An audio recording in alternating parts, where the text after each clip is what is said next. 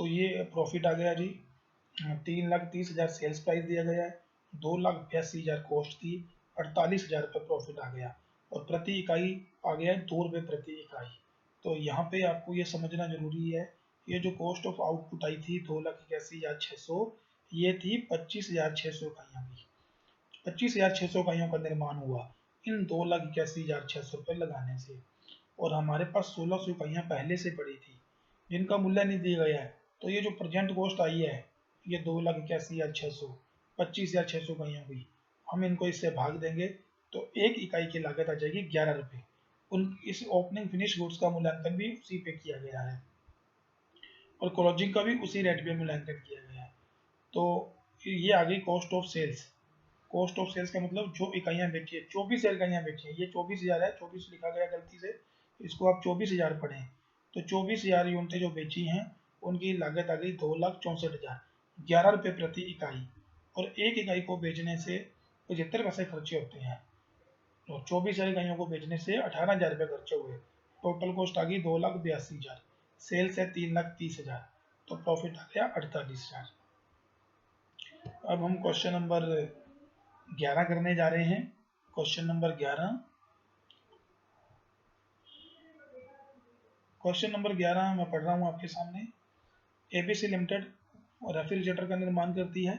31 मार्च 2013 को समाप्त होने वर्ष में कारखाना परिचालन संबंधी निम्न तथ्य प्राप्त हुए।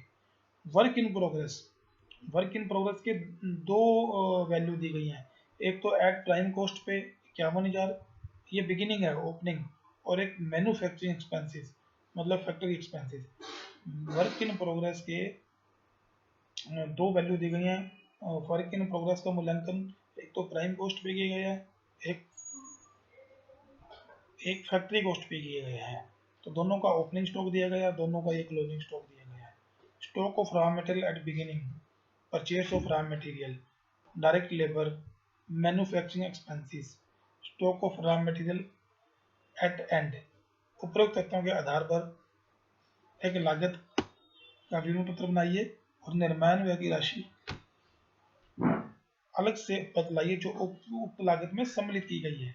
तो इस क्वेश्चन का उद्देश्य आपको वर्क इन प्रोग्रेस का मूल्यांकन करना है, वो सिखाना है, वो सिखाया इस माध्यम से, इस क्वेश्चन के माध्यम से। वर्क इन प्रोग्रेस के दो तरह के बैलेंस दिए गए हैं, एक तो जब उसका मूल्यांकन मूल लागत पे किया जाए और एक जब उसका मूल्यांकन कारखाना लागत पे किया जाए। इस सवाल का उद्देश्य आपको केवल यही समझाना है। तो देखते हैं हम इसका सोल्यूशन करते हैं। नीचे ये आपके सामने है, ABC limited statement showing cost of refrigerator for the year ended. तो opening raw material 2,25,000 plus purchase of raw material जोड़ दिया तो 7,02,000, इसमें से क्लोजिंग रॉ मटेरियल घटा दिया तो ये आ गया raw material used. Raw material तो रॉ मटेरियल यूज्ड आ गया 4,98,000। डायरेक्ट लेबर जोड़ी तो ये आ गई प्राइम कॉस्ट 6,69,000। तो अब हमें चूंकि वर्क इन प्रोग्रेस के दो वैल्यूज दी गई हैं, दो तरह का उसका स्टॉक दिया गया है, एक प्राइम कॉस्ट पे और एक फैक्ट्री कॉस्ट पे। तो जो प्राइम कॉस्ट वाला बैलेंस दिया गया ओपनिंग और क्लोजिंग, वो अब यहाँ जोड़ देंगे। ओपनिंग जोड़ देंगे, ये देखिए क्वेश्चन में दिया गया है, ये वर्क इन प्रोग्रेस का बिगिनिंग एट प्राइम कॉस्ट, तो ये जोड़ देंगे और वर्क इन प्रोग्रेस का जो ये प्राइम कॉस्ट का क्लोजिंग बैलेंस दिया गया वो लेस कर देंगे। तो मैंने क्या किया, ये क्वेश्चन नंबर 11 है, वर्क इन प्रोग्रेस का ओपनिंग जोड़ दिया और क्लोजिंग घटा दिया। ये इसका समायोजन करने के बाद जो आया वैल्यू वो प्राइम कॉस्ट कहलाएगी, वो प्राइम कॉस्ट कहलाएगी। अब इसमें फैक्ट्री ओवरहेड जोड़ दिए या मैन्युफैक्चरिंग एक्सपेंसेस एक ही बात होती है 84,000 रुपये, और जो वर्क इन प्रोग्रेस का मैन्युफैक्चरिंग एक्सपेंसेस का जो ओपनिंग और क्लोजिंग स्टॉक दिया गया है, ये वर्क इन प्रोग्रेस का ओपनिंग और क्लोजिंग बैलेंस दिया गया है। अब यहाँ का समायोजन अब करेंगे, 15,000 जोड़ देंगे और ये 9,000 घटा देंगे। तो मैंने 15,000 जोड़ दिया और क्लोजिंग वर्क इन प्रोग्रेस का जो घटा दिया, तो ये जो आ गया 7,65,000 रुपये, ये आ गया वर्क कॉस्ट, फैक्ट्री कॉस्ट, और या फिर क्योंकि प्रश्न में सेल एडमिनिस्ट्रेशन ओवरहेड नहीं दिए गए हैं, ऑफिस ओवरहेड नहीं दिए गए हैं, तो यही फैक्ट्री कॉस्ट है, यही कॉस्ट ऑफ प्रोडक्शन है। यही हमसे क्वेश्चन में पूछी गई थी। तो इस सवाल का उद्देश्य है आपको ये चीज़ समझानी थी।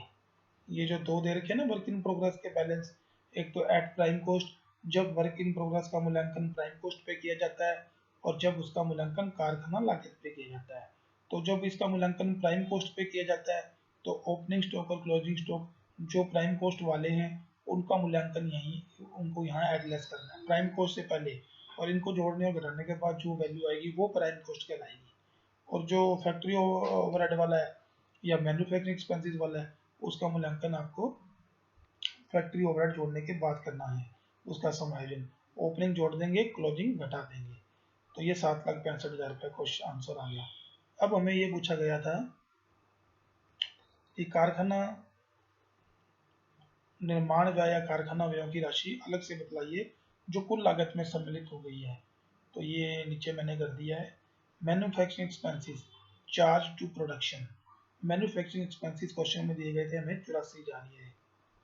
इसमें वर्क इन प्रोग्रेस का जो ओपनिंग जोड़ देंगे, जो मैन्युफैक्चरिंग एक्सपेंसेस का है 15,000, और क्लोजिंग घटा देंगे 9,000, तो 90,000 रुपये वैल्यू आ गई जो इसमें शामिल हुई है 7,65,000 में। ये 84,000 प्लस 15,000 माइनस 9,000, तो कारखाना उपरियों की शुद्ध राशि 90,000 रुपये इस कॉस्ट ऑफ प्रोडक्शन में शामिल हुई है, ये हमें बताना था। तो ये आपके सामने क्वेश्चन नंबर 11 था, और क्वेश्चन नंबर 10 भी हमने किया है। 12-13 आप अपने आप करेंगे, बिल्कुल सिंपल से क्वेश्चन है, ये आपके सामने है। तो इस सवाल का उद्देश्य है आपको ये वर्क इन प्रोग्रेस के जब दो बैलेंस दिए हों, या जब वर्क इन प्रोग्रेस का मूल्यांकन प्राइम कॉस्ट पे भी किया जाए तो उसका समायोजन आपको कैसे करना है, और जब वर्क इन प्रोग्रेस का मूल्यांकन फैक्ट्री कॉस्ट पे किया जाए तो उसका मूल्यांकन किस प्रकार करना है, ये बतलाना था। ये आपके सामने। अभी नेक्स्ट वीडियो में हम कुछ और क्वेश्चन करने जा रहे हैं।